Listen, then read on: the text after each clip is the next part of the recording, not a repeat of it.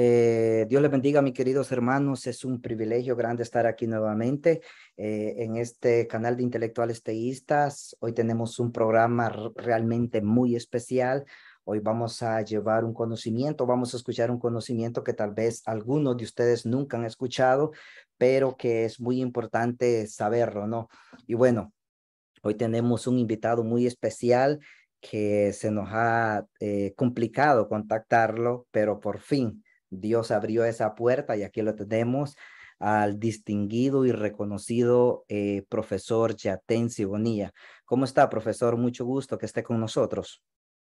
Un gusto en saludarlo, Melvin, y también un saludo especial a Carla por este espacio que me brindan para, bueno, dialogar sobre temas muy interesantes y, y realmente sobre el mundo bíblico, sobre lo que tiene que ver con mi profesión. Excelente, maestro. Bueno, qué privilegio. Gracias por aceptar. Bueno, yo he seguido al maestro ya por mucho tiempo y estoy fe de que es un hombre bien humilde, ¿ok? Y que sabe tratar con el pueblo cristiano estos temas que son supra mega controversiales. Y bueno, ya vamos a ver por qué es tan controversial esto de la ciencia bíblica. Pero bueno, voy a empezar a presentar al profesor Yatensi Bonilla, para el que no lo conoce.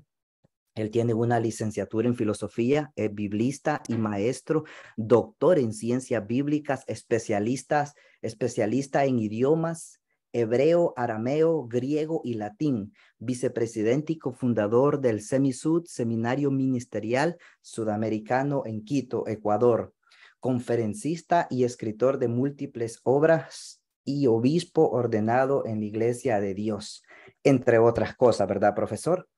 Bueno, ya habíamos hablado con el profesor 45 minutos, ¿verdad, profesor? Porque es un día libre, que el profesor no hace nada, pero se ha tomado el privilegio de estar con nosotros y vamos a aprovechar esos 45 minutos. Empezaría con esto, hermano Yatensi Bonilla, ya que yo personalmente lo he escuchado en múltiples ocasiones y te dicen no te metas, no estudies ciencia bíblica porque vas a terminar siendo un ateo, un agnóstico, vas a terminar apostatando de tu fe y te dan una serie de cosas. ¿Por qué? Y te mencionan ciertos personajes que en determinado momento estudiaron esto y se salieron. Ok, entonces mi pregunta contundente sería, profesor, para que tengamos una mejor percepción. ¿Qué son las ciencias bíblicas y si es o no es peligroso estudiarlas? Adelante, maestro.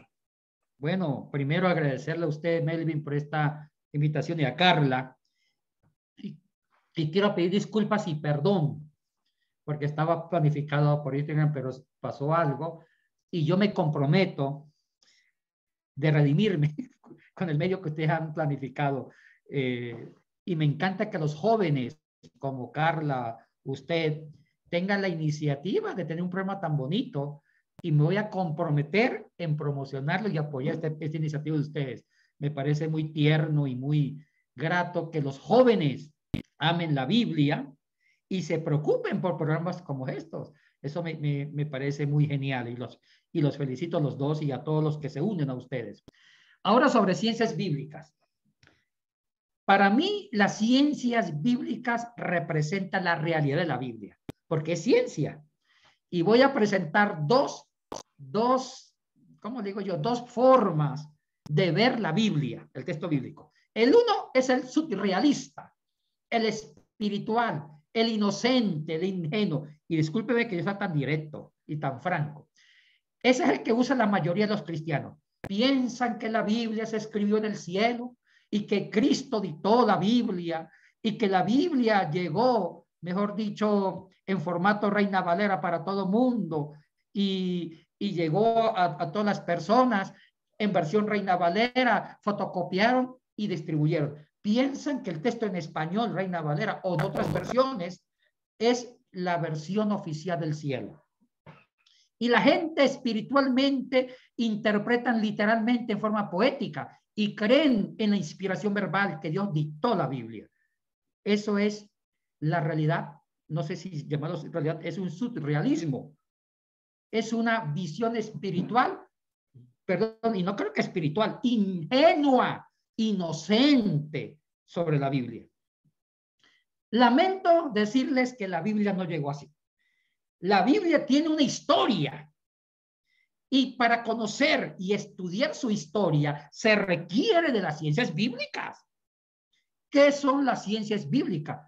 Son estudios científicos con mucha información en arqueología, en lingüística, en papirología y usando una metodología científica para entender el origen, el proceso, la adaptación de copias, las diferentes copias de un texto original. Y la ciencia bíblica descubre que no hay originales porque desaparecieron. Y las ciencias bíblicas estudian las lenguas originales con que se escribió cada libro de la Biblia y estudia cada lengua original, cada versículo, lo analiza en diferentes manuscritos y tratan de buscar el primer sentido, lo que quiso decir el autor sagrado en cada versículo, en cada página. Eso es ciencias bíblicas. O sea que la ciencia bíblica busca la verdad del texto bíblico y busca la verdad del primer sentido que palpite en cada página de la Biblia. Eso es ciencia bíblica que nos lleva a la realidad. Todo lo que es ciencia, aceptemos la realidad. Todo lo que es ciencia busca la verdad.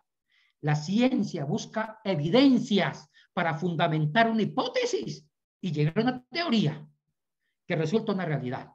Y la ciencia bíblica está dentro de esa realidad científica que incluye una metodología. O sea, eso es la verdad. Wow, profesor, gracias por esa explicación. Y me gustaría recalcar en la segunda pregunta, por decirlo así, dentro de la misma, brother, me gustaría que mencionaras algo, por qué, y si quitamos esa idea de la cabeza, por qué algunos consideran que las ciencias bíblicas son sumamente peligrosas. Te voy a poner un ejemplo. Hay gente que cuando por primera vez va a estudiar teología dice, no estudies teología porque vas a terminar apostatando. Ahora bien, pongamos esa misma sentencia en ciencia bíblica.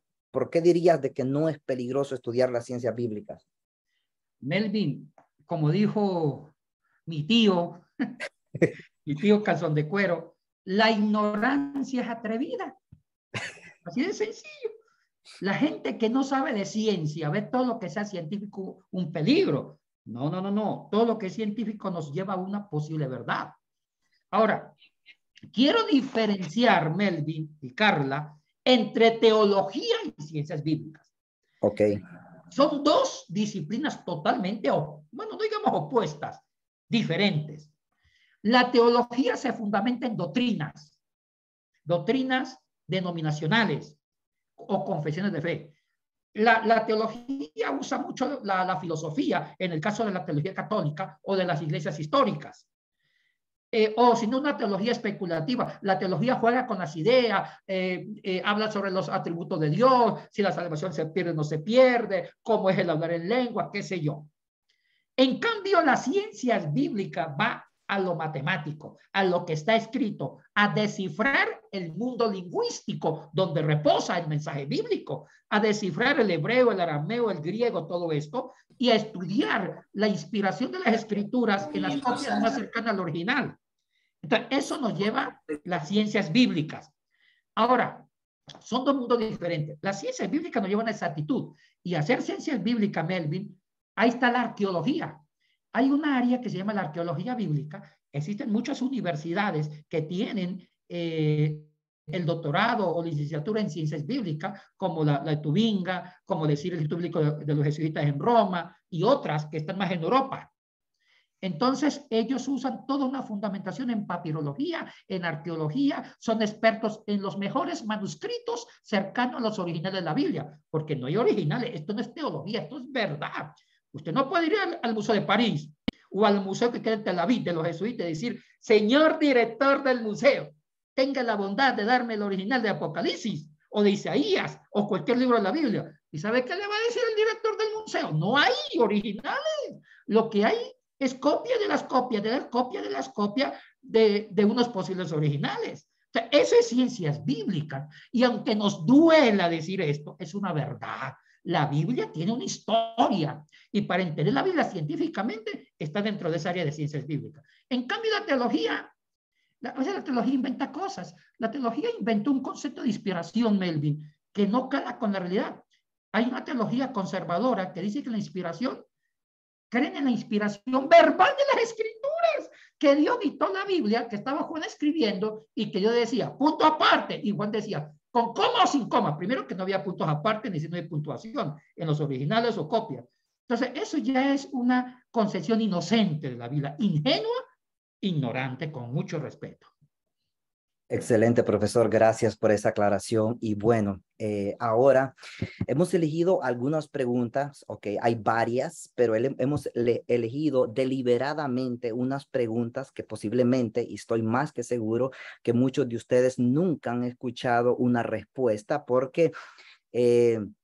voy a hacer una aclaración, profesor Yatense Bonilla. Este es un canal, pues, donde se tocan diferentes temas, ¿no? Y generalmente, pues, todos los que siguen este canal, generalmente nos vamos por la parte tradicional o conservadora, fundamentalista, que hemos venido creyendo por muchos años, ¿no? Y bueno, entonces, con esa misma prudencia, ya teniendo este concepto, profesor, pero no somos ajenos, al menos yo, pues, de estudiar la ciencia bíblica ya por bastante tiempo, por decirlo así. Entonces me gustaría, mi hermano, hacerte esta pregunta deliberada y bueno, prepárense los cinturones porque lo que van a escuchar posiblemente va a incomodar a cualquiera. Pero Yatensi Bonilla, que es un especialista, él, por favor, puede apagar el audio. Charlie, un segundo, profesor, vamos a apagar el audio del hermano. Ok, ya lo tenemos apagado. Ok, sin más que decir, profesor Yatensi, ¿cómo fue esa caída en el Edén del pecado? ¿Realmente fue una serpiente o no fue? ¿O cómo fue esa conversación? ¿Qué dice la ciencia bíblica al respecto? Adelante, profesor. Buena suerte. Ay, Melvin, usted me pone una pregunta buena. Antes de contestar la pregunta, de pronto, bueno, la mayoría tal vez no me conocen, pero quiero decirles algo. Yo soy pastor evangélico. Pertenezco a una denominación que se llama Iglesia de Dios, que es una denominación, una iglesia para dar credibilidad, o sea, para dar confianza a la gente que nos escucha. Sí. No soy liberal, soy un pastor, obispo de la Iglesia de Dios pentecostal y de una denominación conservadora, cofundador de un seminario muy fuerte, pero también de que soy pastor, predico, saco demonios, oro por sanidad, tampoco soy ignorante de la realidad. ¿Me duela o no me duela? El texto bíblico tiene una historia. Y todos los textos tienen historias parecidas a historias más viejas que la Biblia. Mire, esto que digo es grave, es fuerte, pero sé fundamental.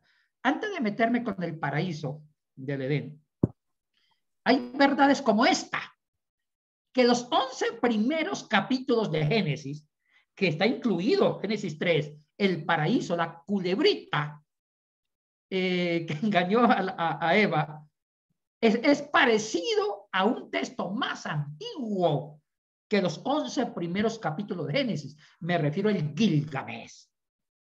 Mire, se pueden enojar, pueden jalarse las canas o los pelos, pero esto es una verdad científica. Existe un bendito documento escrito en acadio, babilonio, hacia el año 2500 a.C., en la antigua Mesopotamia, cerca de la ciudad de Uruk, que hablan de un personaje llamado Gilgamesh. Tiene como 12 tablillas en piedra, que fue la escritura más antigua que el hebreo cananeo, más antiguo que la formación del Antiguo Testamento. Increíble, habla de una serpiente astuta que engañó a Gilgamesh, parecido a Génesis 3. O sea que el relato de Génesis 3 ya estaba en una de las tablillas del Gilgamesh. Igual que el diluvio, había un Utanapisti que equivale al Noé de la Biblia.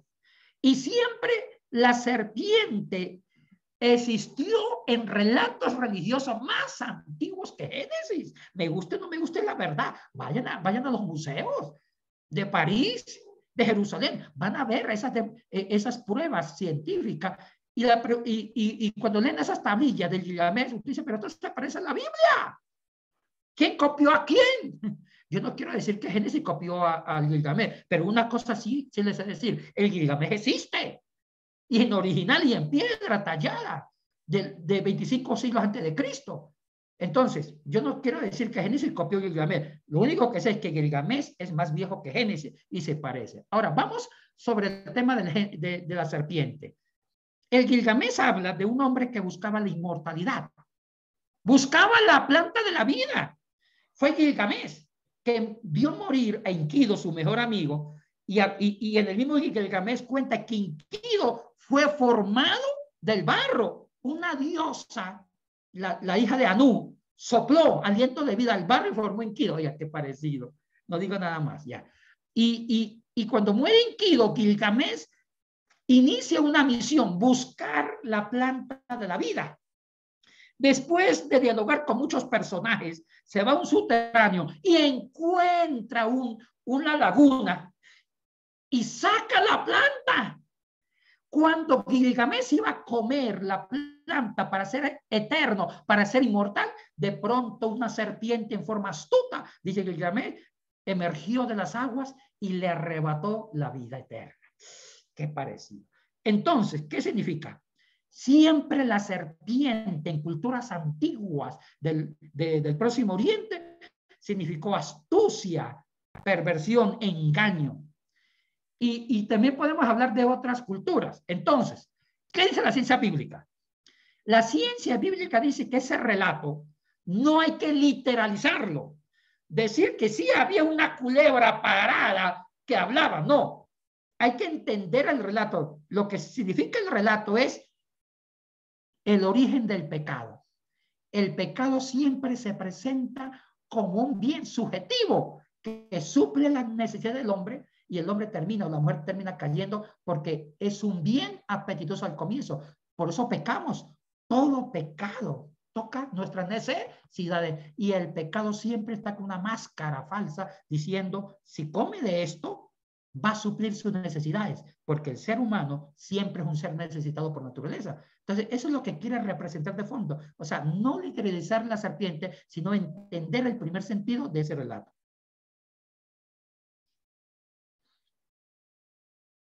Excelente, profesor, excelente. Definitivamente, mi hermano, yo debo de confesar que la primera vez cuando yo escuché, me metí al mundo de la ciencia bíblica y escuché esto, mi hermano, si no hubiese estado sentado, yo me desplomo, se lo aseguro, creo que más de alguno. En esta ocasión está escuchando esto por primera vez y bueno, como ustedes, antes de hacer esto, pues nos hemos preparado con oración y con todo, porque como dijo el hermano, no quiere el hermano perturbar ninguna fe, ninguna creencia, pero el hermano es especialista para tratar este tema, ¿no? Ok, mi hermano, quiero aprovechar bien el tiempo porque me quedan 3 preguntas claves y muy controversiales. Mi segunda pregunta sería, en el periodo politeísta de los israelitas, ¿hasta dónde podemos llegar, según la ciencia bíblica, mi hermano, que Yahvé tenía una esposa o que se creía que Yahvé tenía una consorte? Bueno, es una pregunta interesante. Suerte, mi hermano, nuevamente, porque esto está fuerte. Mire, usted me obliga a hablar de los escritos intertestamentarios, lo que se llaman las escrituras rabínicas. Eso no está en la Biblia, pero sí está en relatos extrabíblicos procedentes de los mismos judíos en el periodo intertestamentario. Pero antes de meterme en una serie de escritos que se escribieron entre el siglo IV antes de Cristo hasta el siglo I después de Cristo, donde sí está esa concesión de cierta secta judía, ellos lo tomaron de la influencia cultural cananea y de la influencia cultural mesopotámica. Les cuento el chisme. Siempre las culturas circundantes a Israel concebían una pareja de dioses. Dios macho, Dios hembra. ¿Por qué? Las culturas antiguas siempre adoraron la fertilidad. Siempre adoraron la fertilidad. Porque vivían de la fertilidad de los campos. Vivían de la fertilidad de los seres humanos, la reproducción. No habían métodos científicos o una genética científica para producir alimentos en laboratorio. Vivían de la tierra, de la fertilidad de los ganados o de los seres humanos. Entonces, la fertilidad se convirtió tan importante que lo elevaron a un rango religioso. Siempre en todo Olimpo religioso, en todas las culturas, había una diosa. siempre era mujer, por lo general era una mujer, la diosa de la fertilidad, y era la diosa del amor. En el mundo griego era Afrodita, en el mundo romano Diana, Astarte en el mundo cananeo antiguo, Istar en el mundo mesopotámico, Isis en el mundo egipcio, etcétera, etcétera, etcétera. Entonces, esa diosa que por lo general era una mujer, era de género femenino, siempre el género femenino era como la tierra fértil, y el hombre era el que depositaba las semillas para fecundar la tierra. Esa era la concepción de la reproducción en el mundo antiguo, tanto animal como humana. Es por eso que la palabra espermatozoide, Melvin, la palabra espermatozoide viene del griego esperma. La palabra esperma en el griego antiguo significaba semilla. Entonces, siempre se creía que lo masculino depositaba la semilla para fecundar la tierra. Entonces, dentro de esa concepción, porque hay que entender que la religión era una proyección humana para tratar de manipular el medio ambiente, y los dioses eran fenómenos naturales. Entonces, dentro de esto, en la religiosidad de todas las culturas concebían una pareja de dioses, un dios macho y una diosa hembra. Siempre, siempre. En el mundo griego, un Zeus con su bendita Hera, un Osiris con Isis, un Anu con Istar. Y podemos trasladarnos a las culturas precolombinas, tenían ese instinto religioso. Entonces, aparece el judaísmo con su religión, pero cuidado, aquí hay muchos estudios que se han hecho de que el monoteísmo que llegó el pueblo judío fue a través de un proceso teológico. Se ha descubierto escritos donde los judíos también en un comienzo tuvieron un sabor politeísta y trabajaron bajo una peregrinación teológica, iniciaron un politeísmo para llegar al monoteísmo. Pero ese monoteísmo, porque cuando uno lee la Biblia, lee el Antiguo Testamento, ya los judíos creen en un solo Dios. Y ahí está el chema. Solamente un solo Dios. Solamente existe un solo Dios. Entonces, ¿qué pasa con esto? Aquí entra la ambigüedad. En el Antiguo Testamento se creía en un solo Dios, pero para llegar a un solo Dios, sí hay escritos que no son bíblicos de la Biblia hebrea que creían que Jehová tuvo una pareja. Así de sencillo. Wow. Y le voy a decir esto para escandalizarlo, Melvin. Wow. En el hebreo, el término ángel de Jehová en un manuscrito antiguo es femenino, y no digo más. Como dijo el borrachito, no digo más. No digo más, me quedo quietito. Era un ángel femenino. Entonces parece que el ángel de Jehová era como la figura más próxima de la pareja de Jehová, pero eso quedó como un ángel. Ahora, cuando se llega al monoteísmo judío, ya se elimina que Jehová haya tenido una esposa. Nunca lo tuvo. Pero ya el judío maduro, el judaísmo ya serio, maduro, conciben un solo Dios sin esposa. Y ese es uno de los grandes méritos de la religión judía, que iniciaron un politeísmo por influencia cultural de los cananeos y terminaron en su experiencia de fe reafirmando un solo monoteísmo, un solo Dios. O sea que ellos sí concluyeron que Dios no tiene esposa, no tiene rival, es el único Dios para el bien y el mal.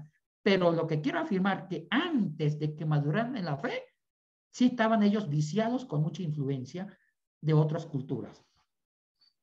Wow, profesor, definitivamente. Y yo sé, mi hermano, que usted se está limitando, ya que antes que empiecen a lloverle los tomatazos, ¿no? Tengo simpatía con el profesor y bueno, por eso hablo de esa manera, porque yo sé, conozco su personalidad, porque el profesor sabe perfectamente que esto que está hablando es más que fuerte. Esto puede, y fue la intención, esa fue la intención. poder tocar estas preguntas, cómo ven los ciencias biblistas o las academias de ciencias biblistas, cómo ven este tipo de cosas, ¿no? Totalmente contrario a lo que fundamentalmente se cree. Ok, profesor, ahora me gustaría hacerte una pregunta, mi hermano. Mi pregunta sería, ¿cómo fue esa transición, ya que acaba de mencionar un poquito, del pasar del politeísmo al monoteísmo, tal como lo conocemos hoy? Porque hubo una transición que generalmente casi no se suele mencionar. Cuéntanos un poquito de eso, mi hermano. Gracias, brother. Bueno, esa transición la culminó Esdras hacia el año 500 antes de Cristo, cuando él formó la Tanakh. La Tanakh es la Biblia hebrea. Mire, para mí Esdras no solamente junto con Nehemías, reducir a Esdras y Nehemías a la reconstrucción de Jerusalén es empobrecer la obra. Para mí, más que reconstruir el templo, reconstruir la ciudad, ellos, sobre todo Esdras, hizo algo más gigante. Ellos recopilaron todas las tradiciones que habían de las escrituras judías en los diferentes santuarios y lo formaron en un marco literario que se llama Tanakh, que están los tres grupos de libros. La T significa Torah, los 5 libros, la N, los Nebeín, libros proféticos, de Naví, profeta, y los Ketubín, Katub, otros escritos que están dentro del Antiguo Testamento. Ahora, Esdras rechazó libros que hablaban de una ambigüedad, ya hablaba de 2 dioses, ya Wow. hablaba de Jehová con su pareja. Entonces es Esdras, en el periodo de Esdras, que concluyen y enfatizan en un monoteísmo absoluto. La madurez teológica del Antiguo Testamento llega con Esdras, es el culmen. Y mire, él rechazó otros libros que figuran dentro de los apócrifos que sí incluyen la pareja de dioses. Un ejemplo, voy a mencionar un famoso Midrash que fue escrito en el siglo II antes de Cristo, llamado el Sifra, que es una interpretación de la ley, y también el Sifra, y también lo dice el Melquita, que son midrashim de la literatura rabínica, donde mencionan, y hay un texto que dice, antes los que no eran del pueblo hablaban que Jehová tuvo su pareja. Ahora nosotros llegamos a la experiencia que Dios siempre fue solo. ¿Qué es lo que está diciendo estos midrashim? Que sí, dentro de la literatura judía hubo una parte del judaísmo en la historia que aceptaban varios dioses, pero eso lo fueron erradicando bajo una madurez espiritual y teológica. Entonces, hay evidencias que apuntan a lo que usted estaba diciendo. Entonces, la pregunta es, ¿fue con Esdras que se llegó al monoteísmo? Pero cuidado, cuando Esdras formó la Tanakh, que es la Biblia hebrea, no la canonizó. La canonización de la Biblia hebrea llegaron por los fariseos de la línea de Gilel hacia el año 90, a finales de la era cristiana del primer siglo. Hay muchas cosas que podemos estar hablando, como la formación del canon. Wow, gracias, profesor. Gracias por esa respuesta, ya que es un tanto complicada y muy poco mencionada en esa transición, ¿no? Porque se cree para algunos que desde un principio el pueblo de Israel pues no sufrió esa transición, no pasó por el enoteísmo ni nada por el estilo, pero bueno, ahí hay toda una historia y bueno, lástima que por el tiempo no podemos expandir demasiado. Ok, mi hermano, y aquí voy a terminar con esta pregunta haciendo mérito a los 45 minutos que nos regaló, ¿ok? Y tal vez posiblemente regalemos una pregunta a la audiencia, o sea... Sigamos tranquilos, deja un poquito más de tiempo, porque a Carla le debo, a Carla tengo una deuda con Carla, oiga, que me da mucha pena que no lo pudimos hacer este programa en el medio que ella solicitaba, pero yo tengo una deuda de honor que lo voy a cumplir. Ok, no, ya está anotada ahí, definitivamente que sí, la vamos a hacer tarde o temprano, pero la vamos a hacer. Profesor, ¿qué dicen las ciencias bíblicas con respecto a la inspiración divina bíblica? Ay, Melvin, como Este dijo es la gota que derramó el cántaro, mi hermano. Esto está Melvin, como fuerte, dijo un esto está cantante fuerte. ecuatoriano, Julio, no sé si fue Julio Jaramillo, que dijo, no me toques ese vals porque me mata. Hablemos sobre esto. La teología conservadora dice que la inspiración, ellos creen en una inspiración verbal. ¿En qué consiste como mi denominación? Mi denominación cree en una inspiración verbal. Y la inspiración verbal dice que Dios dictó la Biblia. Y que estaba el agiógrafo, el escritor, dice, con la oreja al cielo, escuchando lo que Dios le decía y tenía que escribir.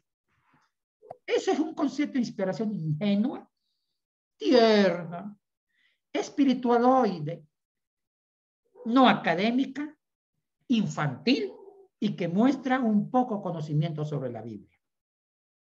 En ciencia bíblica se ha fundamentado y se cree, y no se cree, se ha fundamentado, que la historia del texto bíblico, o mejor dicho, el texto bíblico tiene una historia. Dios, yo sí creo, y aquí me pongo el sombrero de pastor, Dios inspiró la Biblia, sí la inspiró. Pero, aquí viene un pero, en lenguas antiguas y en manuscritos antiguos que desaparecieron, no hay ninguna evidencia de los papiros originales. El Antiguo Testamento se inspiró primero en un paleohebreo cananeo antiguo. Era un hebreo que ya no se usa. Y Esdras cambió ese hebreo. Ahí está el primer sentido. Igual que el Nuevo Testamento. Como no había fotocopiadora para fotocopiar un texto bíblico, porque no había, la fotocopiadora es del siglo XV en nuestra era, ni tampoco había pendrive, ni flash memory, eso no existía. Entonces, la Biblia llegó a través de copia, y eso es una historia, eso es una verdad científica. Si decimos y si mantenemos que la Biblia es una inspiración verbal, pues nos quedamos sin Biblia. Porque lo único que tiene la inspiración verbal es los originales. Al no haber originales, hay copias. Y también las copias fueron cambiando cosas. Entonces, ¿cuál es mi concepto de inspiración en nombre de la verdad científica? Para mí la inspiración es así. Dios inspiró la Biblia en un proceso que se inició con los primeros escritores, también inspiró a los copistas y a los traductores. O sea que me toca estirar el concepto de inspiración para no quedarme sin Biblia. Porque si mantengo la teoría de ciertas teologías fundamentalistas, que la Biblia es una inspiración verbal, eso no me acobija para la Reina Valera, ni para Dios habla hoy, ni para la Jerusalén. Porque lo que nosotros leemos solamente son traducciones al español. Y hay que ver si está bien traducido. Otro problema. Entonces nos toca entender que la inspiración es un proceso donde también entran las traducciones. Wow, mi hermano. Bueno, eso. Yo, como te dije al principio, mi hermano, cuando escuché eso, pues a cualquiera, pues le mueve los cimientos, por decirlo así, o lo pone a qué pensar. Ok, bueno, mi hermano, me gustaría yo tomar una o dos preguntas de las personas que están aquí y bueno, como siempre decirles, pues, las preguntas con respecto al tema que estamos tocando. No sé si hay alguna mano, algún hermano que quiera preguntar. Tenemos al hermano Eduardo. Hermano Eduardo, Dios te bendiga. Tienes una pregunta para el hermano Yatense Bonilla, por favor, adelante, abre tu micrófono y empieza, por favor.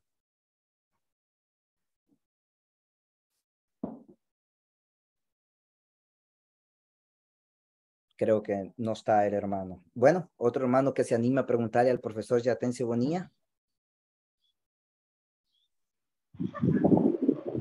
¿Me escucha, hermano? Buenas Sí, te noches. escuchamos, hermano Eduardo. Adelante.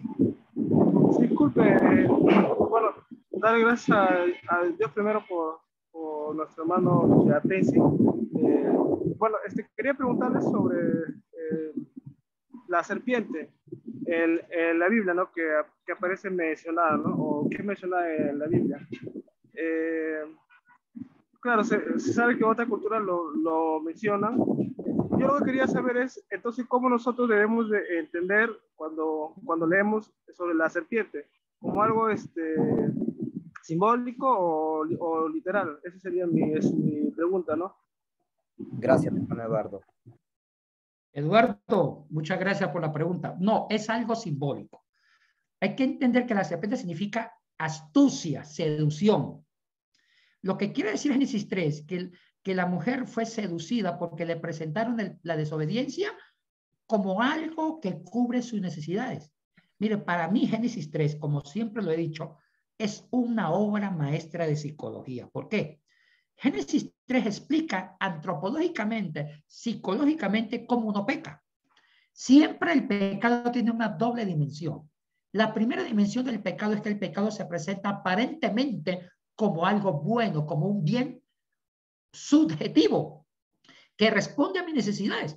Un ejemplo, el ladrón. ¿Por qué se volvió ladrón? Porque tenía necesidad de dinero para suplir sus necesidades. La mujer que adulteró y no pensaba adulterar, no estaba eso en su presupuesto, pero por no tener cariño de su esposo, por no mimarla, ella empezó a escuchar al vecino y sin querer queriendo terminó enamorando del vecino. O sea que o el que consumía droga tenía tantos problemas que en ese momento ve la droga como un bien subjetivo. O sea, siempre el pecado aparece primero con un rostro de aparente bondad, cubrir sus necesidades, pero tiene una segunda dimensión del pecado. El pecado se presenta como un mal real que cobra factura. También la serpiente. La serpiente simboliza ese diálogo magistral con la mujer y le presenta la desobediencia de comer del fruto prohibido que Jehová le prohibió a la mujer y al hombre. Y dice, mire, si usted come del fruto, usted va a conocer el bien y el mal. ¿Qué hizo ella? Le presentó la oferta de comer el fruto como una necesidad de conocimiento. Y ella dijo, uy, sí, es bueno conocer el bien y el mal. Siempre el pecado se presenta primero como un bien subjetivo. Entonces, eso es lo que simboliza la serpiente. No hay que literalizar la serpiente en ningún momento. Hay que ir al mensaje propio. Ok, gracias, profesor, por esa respuesta. Y bueno, yo sé lo que están pensando muchos y bueno, esto es así, ¿no? Profesor, yo le quiero hacer una pregunta personal, ya que me imagino que más de alguno se ha de estar preguntando.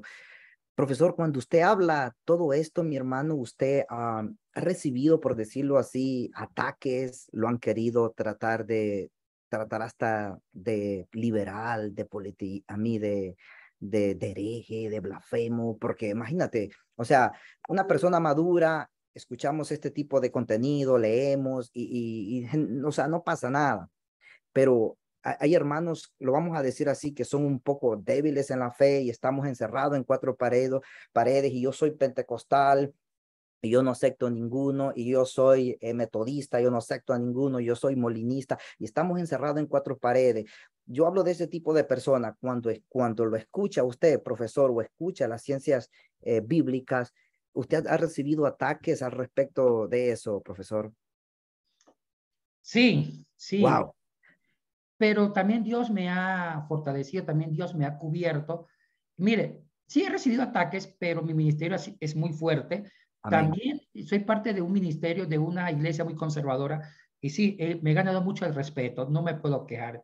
Quejarme sería también ser muy desagradecido, pero las autoridades de mi iglesia, que son gente muy conservadora, me respetan demasiado, porque ellos sí entienden la lógica de mi ministerio. Entonces sí tengo un gran respeto, me respetan demasiado dentro de mi organización. De pronto no están de acuerdo, pero han conocido mi trayectoria profesional y han respetado mucho, me han respetado. Entonces, en el fondo, bueno, a líneas generales, he salido bien librado. Porque Ven. también yo creo que Dios me ha puesto un poco de gracia de cómo comunicar esto, porque soy un hombre de fe y lo hago con mucho respeto, porque creo en Dios, creo en la salvación, creo en la sangre de Cristo, pero tampoco soy tonto, porque hay una verdad, el texto hay que saberlo, el texto bíblico tiene una historia, Melvin, pero el hecho de conocer la verdad, eso no me hace liberal. La verdad a mí me ha liberado para amar más a Dios en Cristo Jesús. Ok, excelente, mi hermano. Sí, y precisamente, y lo digo públicamente, hemos traído al hermano Yatense Bonilla porque ya conocemos su trayectoria y sabemos cómo él explica las cosas y tiene ese corazón pastoral. Y bueno, si yo o cualquiera del miembro hubiese traído, y lo voy a decir públicamente, hubiese traído a otro ciencia biblista, y bueno, ahí le pasas la noticia, tal vez a Paulino, y hubiese traído a Paulino, o sea, el tipo nos mata todo sin ese corazón pastoral, pero él tiene mucho conocimiento. O habíamos traído al hermano Silva también, que él es fuerte en lo que dice. No es que está, como diríamos, no tiene esa parte que hay que poderle llegar a las almas, y eso lo que tiene y se distingue nuestro profesor Yatense Bonilla. Ok, profesor Yatense Bonilla, solamente te hago dos preguntitas y te dejo ir, ¿ok? Por favor, mi hermano. No, está bien, está bien, está bien. Ok, esto con respecto al Éxodo. ¿Sucedió el Éxodo o realmente no sucedió? ¿Nunca cruzaron los israelitas ese mar muerto? ¿O fue un charco? ¿O cómo lo ve la ciencia bíblica, mi hermano? Adelante. Bueno, las ciencias bíblicas son muy objetivos. Se fundamentan en evidencias científicas. Por eso se llaman ciencias bíblicas. Claro que no creen así de buena primera que el mar se abrió. Ellos tienen sus teorías de una época del año donde se congela un poco ciertas partes del mar. Por ahí van ellos. Ahora, ¿cuántos salieron? No solamente fueron las tribus de Israel, hablan de otras tribus, porque parece que en el pueblo, en Egipto, había una cantidad de pueblos sometidos a la esclavitud. Se hablan no menos de 15 pueblos de otras culturas que fueron sometidos. Y parece que no solamente los judíos salieron libres, sino otros pueblos. Un ejemplo, la antigua cultura de Anatolia, que estaba en la antigua Turquía, también estaban esclavizados en Egipto. También ellos salieron de ahí. Entonces, las ciencias bíblicas hablan de muchas tribus que salieron. Lo que pasa es que los teólogos judíos, después de esa experiencia del Éxodo, tratan de dogmatizar y decir, los únicos que salieron fue el pueblo, pero dentro de una investigación histórica, parece que los que salieron fueron muchos. Y esto del Mar Rojo siempre lo han puesto como un signo de interrogación. Ok, excelente, mi hermano. Y bueno, culmino con esto, profesor. Si de pronto viene alguien y dice esto que ha hablado el profesor, yo es primera vez que lo escucho, quisiera profundizarme, ¿cuál es ese material o esos libros o esos autores recomendados para el que se quiera involucrar en esto de las redes, en esto de la ciencia bíblica, profesor?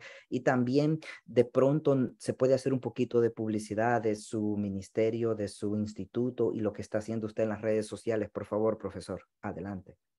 Bueno, en cuanto a literatura, aconsejo mucho a grandes biblistas del Antiguo Testamento, porque las preguntas fueron más hacia el Antiguo Testamento. Hay dos que me encantan. Gerhard von Rath Wow. y Martin Noth. Ellos son alemanes, escribieron mucha literatura científica sobre el origen del Antiguo Testamento. Gerhard von Rath escribió varios libros, como Teología del Antiguo Testamento, como Génesis, como el Pentateuco. Uy, el libro de Génesis es tremendamente profundo. Él habla de todas las tradiciones que usó el cronista de Génesis para formar Génesis. Bueno, es espectacular. Y también Martin Noth, que es muy bueno en la formación del Antiguo Testamento. Esas editoriales se consiguen en Sigue, esos libros, perdón, se consiguen en Verbo Divino, en Sígueme. Hay otro que fue el padre de la teoría documentaria sobre la Torá, que se llama Julius Wellhausen, por el siglo XIX, sobre el racionalismo. Escribe mucho sobre una nueva propuesta de que no fue Moisés el que escribió la Torá, sino la Torá es el resultado de varias tradiciones, como el documento yavista, eloísta, sacerdotal, deuteronomista. Eso en cuanto al Antiguo Testamento, pero hay más todavía, hay más. En cuanto a mi ministerio, tengo un canal en YouTube que pueden ver estos videos con el nombre de Yatensi Bonilla en YouTube, lo puede conseguir. Y estoy también en un proyecto de traducción de la Biblia, Melvin. Y sí, estoy traduciendo la Biblia en un proyecto ambicioso desde otra perspectiva. Wow. Entonces, inclusive esto es gratuito, está en una página web que es www.proyectoevangelio.org. Evangelio con doble G, ahí lo puedes descargar 15 libros ya traducidos del griego al español. Entonces, todo eso, y mi ministerio es la docencia en exégesis y en literatura bíblica, y soy profesor de lenguas antiguas, de arameo, latín, griego, hebreo. Eso, y estoy, Melvin, estoy muy agradecido por este espacio que me da junto con Carla, y pido disculpas porque yo quería complacerlos bien con otro medio, pero estoy a sus órdenes, lo que ustedes necesiten de mí, estoy a sus órdenes, Melvin. Carla y Melvin me puede pedir porque les tengo una deuda de honor. Ok, gracias, profesor. Sí, definitivamente sí vamos a hacer un live ya mejor preparado para no tener estos problemas que hoy tuvimos. Profesor, nosotros tenemos un libro, pero yo sé de que usted nos ha regalado 45 minutos, ¿ok? Oh, Ya tranquilo. quedaría ya quedaría en opción suya si se quiere quedar. Vamos a estar regalando el libro que usted sacó hace un par de años que se llama Cristo y el cristianismo, dos grandes enemigos. Y bueno, para eso me gustaría dejar a la hermana Carlita para que prosiga, por favor, hermana Carla. Bueno, yo por mi parte, muy agradecido, Melvin y Carla. Entonces, yo voy a estar un ratito más y Ok, después ahí me hagamos despido. algo, Muchas gracias. profesor. Ok, hagamos algo, profesor, para no, no abusar de su tiempo. Por favor, mi hermano, diríjase a las personas que estuvieron hoy, a nuestros hermanos, con esas palabras, por si de pronto alguien se incomodó con esa respuesta, porque yo sé que al principio causan incómodo. Eh, Me gustaría que se dirigiera a los hermanos que están aquí y orar por ellos, por decirlo así, para que esto no vaya a servir de piedra de tropiezo por si de pronto alguien pues lo está pensando de esa manera. Recordemos que el profesor pues ya tiene una grande trayectoria y él sabe tratar con este tipo de cosas y por eso pues le pido esta parte muy especial que se dirija a nuestros 33 hermanos que lo están escuchando. Por favor, profesor Yatense Bonilla. Gracias, Melvin. Mire, tengan la confianza que yo soy un pastor con una fe grande en Jesucristo, mi Redentor.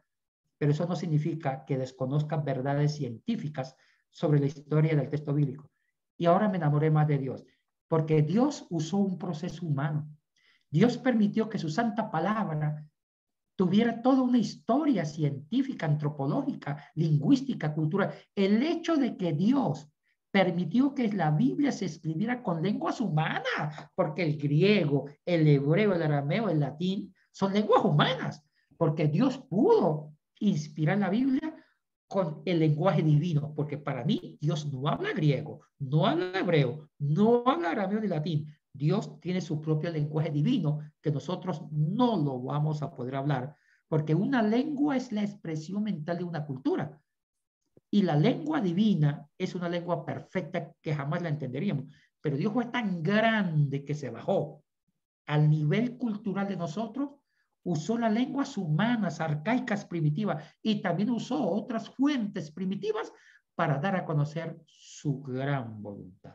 Y es deber de nosotros estudiar bien la Biblia para sacar ese mensaje revelador y transformador y dejar a un lado las estructuras culturales que hemos mencionado hoy.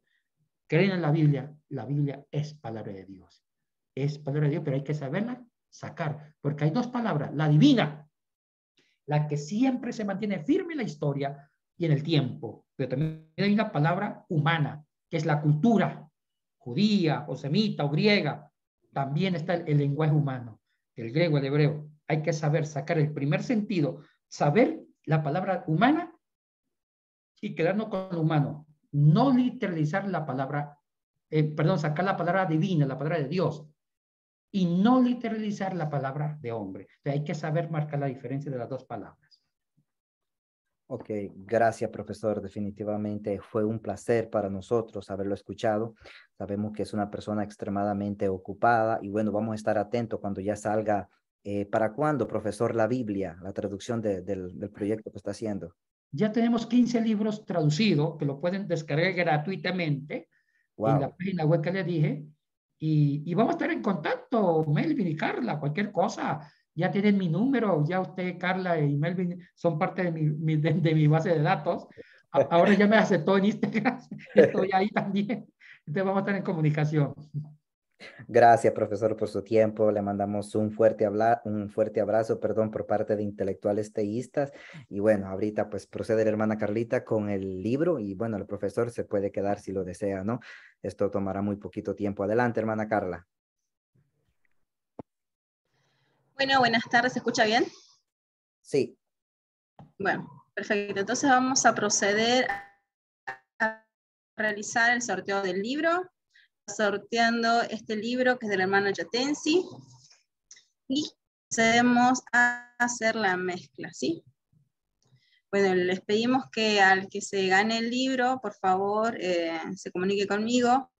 Y bueno, tienen que decir que estoy acá presente, ¿sí? Bueno, vamos a una cuenta regresiva, 5, 4, 3, 2, 1, y quien gana el libro el día de hoy es la hermana Lina Andrea Páez. Está presente la hermana Lina Andrea Páez. Ok, por ahí tiene que estar la hermana. Vamos a hacer un momento de Escribe en el espera. chat, si no. Ok, parece que no está mi hermana. Fíjense en el chat, por ahí está en el chat. No, no la veo. Ok, prosigamos con el Seguro, segundo. Es que no van a poder hablar porque he bloqueado para que se desmuteen solos. Ok. Bueno, está bien Ok, entonces. bueno, si no está pasando Iván en el chat, estoy acá presente, ¿sí?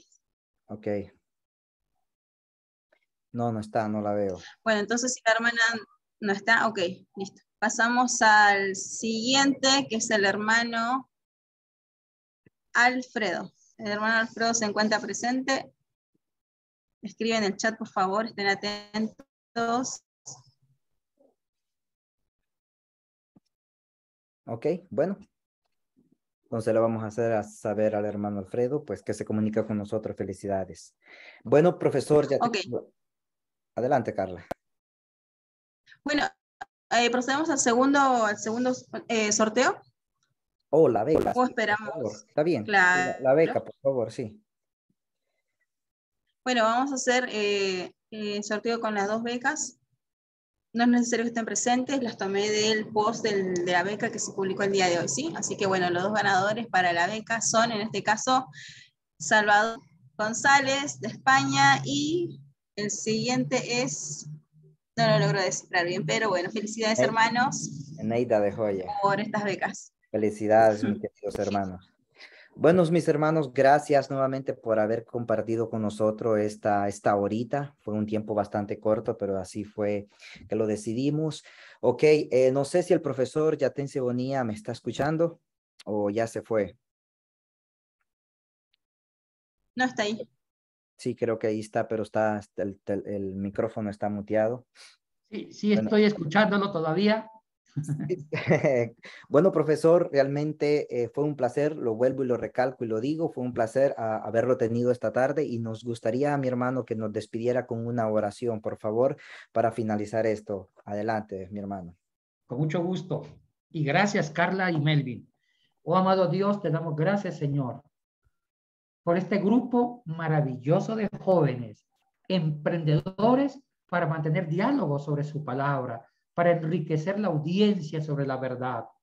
Señor, tú eres un Dios de verdad. Danos sabiduría, danos tino para vivir la verdad y no asustarnos. Porque más allá de la verdad, tú siempre eres nuestro Dios, nuestro soberano. Señor, ayúdanos a conocer más tu palabra para vivirla y ser ejemplo de ella. Gracias te damos en el nombre de Jesús. Amén y amén. Ok, profesor.